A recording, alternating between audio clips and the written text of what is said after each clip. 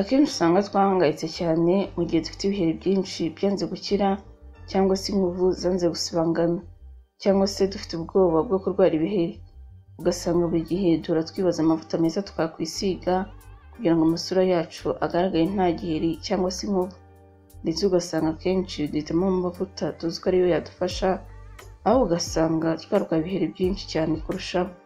Kuri iyi nshuro rero naguteguriye buri kimwe cyose wakoresha kugira ngo isura yawe uyirinde ibiheri ndetse n'inkovu.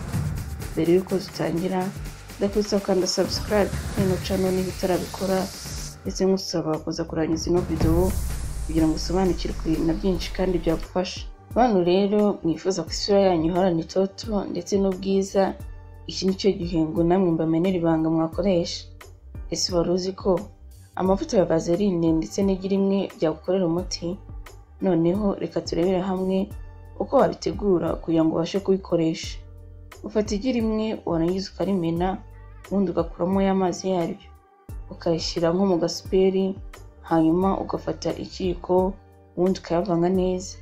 Wabona amaze kwivanga neza ukongeramo nk'ikiyiko kimwe cy'amavuta ya Vaseline, hanyuma nabyo ukabivanga nk'iminota 2 ukoresheje ikiyiko. Ibyo byarangira ubundi ukabyisiga, noneho nyuma y'iminota 10 ukoga mu maso ukoresheje amazi asanzwe, hanyuma ukisiga amavuta usanzwe wisiga. Ushobora nanone gukoresha amavuta ya Vaseline uyavanze n'indimu mu gihe iyi utabasha kuribona. Ikindi kandi Vaseline hamwe n'indimu birinda gusaza k'uruhu. Nanone ushobora gukoresha urubuto rw'ipapayi, ikirayi ndetse n'ibishishwa by'amacunga mu gihe wifuza uruhu ufite itoto. Ipapayi ikungahaye ku ntungamubiri zizwi nka vitamine A ifasha mu gutuma uruhu rusa neza cyane, naho ikirayi cyo kikaba cyifitemo ibizwi nka catechols, akaba ari enzyme ifasha uruhu gusa neza ndetse no gusibangana kw'inkovu. Ikindi kandi ikirayi gituma uruhu rudasaza, mu gihe ibishishwa by'amacunga byo byifitemo ibizwi nka vitamine C nayo ifasha mu gutuma uruhu rusa neza cyane. Noneho reka turebere hamwe uko wakora mask yo mu maso ukoresheje urubuto rw'ipapayi, ikirayi ndetse n'ibishishwa by'amacunga. Mbere y'uko ukoresha ibishishwa by'amacunga urabanza ukabyanika, byamara kuma neza ukabikoramo ifu ukoresheje blending machine.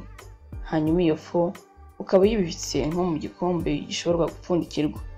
Hanyuma y'ibyo ugafata urubuto rw'ipapayi ukarukatamo 2, nanone cya gice nacyo ukagikataho ikindi gice gito maze ugakuraho imbuto.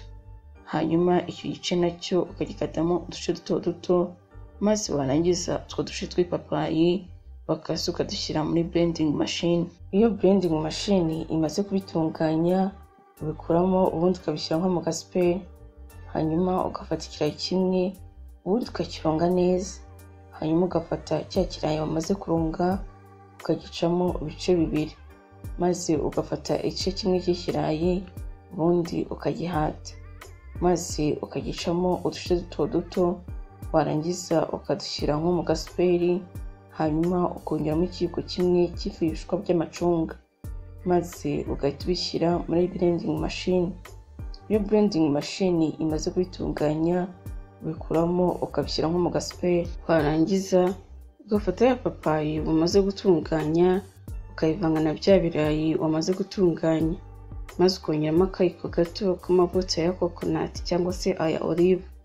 Ushobora nanone kongeramo ikiyiko kimwe cy'amavuta ya vitamine E, hanyuma ukabivanga neza ukoresheje ifoke cyangwa se ikiyiko. Hanyuma ugafata bike ukabisiga mu maso, ubundi ukabireka iminota igera muri 30.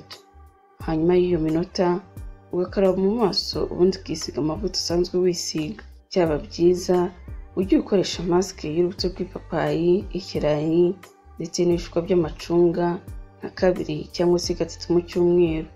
Ndagushimiye cyane wowe warebye ino video, nkwibutsa gukanda subscribe, like ndetse na share. Ikindi kandi nakuzuyaza mu gihe wumva hari ikibazo wifuza kubaza, ndetse mwanaduha ibitekerezo byanyu mubyandika muri comment.